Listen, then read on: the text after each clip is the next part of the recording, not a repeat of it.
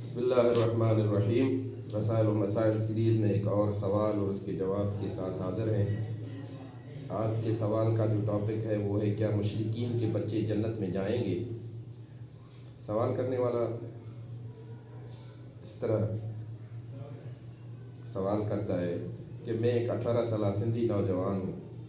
اس وقت میٹرک میں ہوتے ہوئے ایک عربی مدرسے میں 2 سال سے دینی تعلیم بھی حاصل کر رہا ہوں۔ ہمارے یہاں عربی تعلیم کا نظام کچھ اس طرح طرز کا ہے کہ ابتدائی میں میرے اندر اس تعلیم سے نفرت اور بیزاری پیدا ہو گئی اور 1 سال کے اندر اس عربی تعلیم نے مجھے لا مذہب بنا کے رکھ دیا۔ لیکن چونکہ میرے اندر صراط مستقیم پانے کی دلی تمنا تھی، اس لیے میں ہمیشہ بارگاہ الہی کے حضور میں دعا کرتا رہا کہ وہ مجھے راہ راست پر لے آئے، اور اللہ تعالیٰ نے انتہائی کرم فرمائی کی کہ مجھے ایمان کی دولت پھر سے عطا فرمائی۔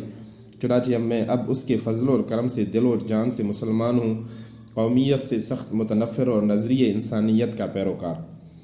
اسی 1 سال کے عرصے میں نے مسند اور منبر دونوں کو دیکھا، لیکن کہیں سے اطمینان قلب نصیب نہیں ہوا، اور اگر کہیں سے یہ نعمت میسر آئی تو پھر اس کتاب الہی کے مطالعے سے، جسے لوگ قرآن حکیم کہتے ہیں۔ یوں تو اب میں اسلام کو اپنا دین مان چکا ہوں، لیکن پھر بھی مطالعے کے دوران بعض احادیث اور فقہی مسائل ایسے آتے ہیں جو بسا اوقات مجھے پریشان کرتے ہیں۔ آج ہی کی بات ہے کہ مدرسے میں مشکات کا درس ہو رہا تھا، جب اس حدیث پر پہنچا جو باب الایمان بالقدر میں ہے کہ قال رسول اللہ صلی اللہ علیہ وسلم الوائدۃ والموعودۃ فی النار، لڑکی کو زندہ گاڑنے والے اور وہ لڑکی جو زندہ گاڑی گئی دونوں جہنم میں جائیں گے۔ ابو داؤد سلیمان بن اشعث، سنن ابی داؤد، بیروت، دار الرسالۃ العالمیہ، 1430، حدیث نمبر 4094۔ تو میں نے استاد مکرم سے صرف یہ کہا کہ حضور یہ حدیث میرے سمجھ میں نہیں آئی۔ انہوں نے جواب دیا کہ تمہاری سمجھ ہی کیا کہ تم اسے سمجھ سکو، تمہیں تو بس آمنا صدقنا ہی کہنا چاہیے۔ میں نے عرض کیا کہ یہ صحیح ہے کہ میری سمجھ ناقص ہے، لیکن میں اتنا تو سمجھ سکتا ہوں کہ حضور اکرم صلی اللہ علیہ وسلم کے دہن مبارک سے ایسی ناانصافی کے الفاظ نہیں نکل سکتے۔ اب اگر آپ صلی اللہ علیہ وسلم نے یہ حدیث فرمائی ہے تو اس کا مفہوم یہ نہیں ہو سکتا جو کہ بظاہر ترجمے سے معلوم ہوتا ہے، اور اگر اس کا مفہوم یہی ہے تو پھر یہ حدیث حضور سرور کائنات صلی اللہ علیہ وسلم کی نہیں ہو سکتی۔ میرے یہ الفاظ کہنے تھے کہ میرے لیے مصیبت پیدا ہو گئی، مجھے محض اس وجہ سے مدرسے سے خارج کر دیا گیا اور کہا گیا کہ تم منکر حدیث ہو، حالانکہ میں منکرین حدیث کے مسلک کو صحیح نہیں سمجھتا اور اسے گمراہ کن خیال کرتا ہوں۔ لیکن سوال یہ ہے کہ کیا ہمیں احادیث کو سمجھنے کا حق بھی پہنچتا ہے یا نہیں؟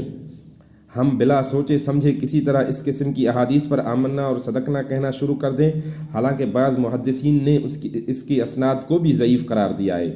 براہ کرم اس حدیث کی وضاحت فرما کر میری رہنمائی فرمائیں۔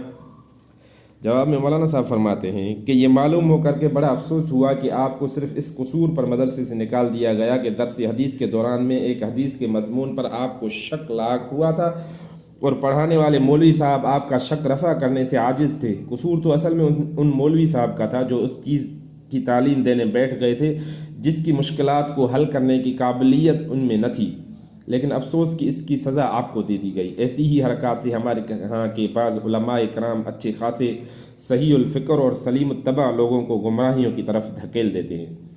آپ کو جس حدیث کے مضمون نے پریشانی میں ڈالا ہے وہ دراصل ایک بڑے مسئلے کے فرع میں سے ہے۔ اصل مسئلہ یہ ہے کہ وہ بچے جو سن رشد کو پہنچنے اور کسی مذہب حق یا مذہب باطل کو بالارادہ اختیار کرنے سے پہلے ہی مر گئے، ان کا انجام کیا ہوگا؟ اس مسئلے پر روشنی ڈالنے والی بہت سی احادیث پائی جاتی ہیں، مگر ان میں بڑا اختلاف ہے۔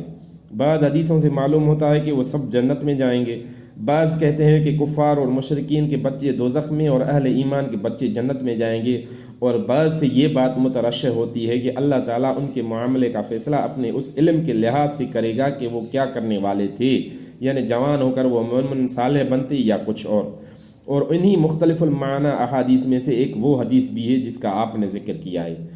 وہ ان احادیث کے سلسلے میں آتی ہے جو اس بات پر دلالت کرتی ہے کہ کفار اور مشرکین کے بچے جہنم میں جائیں گے، یا بالفاظ دیگر بچوں کے ساتھ آخرت میں وہی معاملہ کیا جائے گا جس کے مستحق ان کے والدین ہوں گے۔ ترجمان القرآن، ستمبر 1957، 1957۔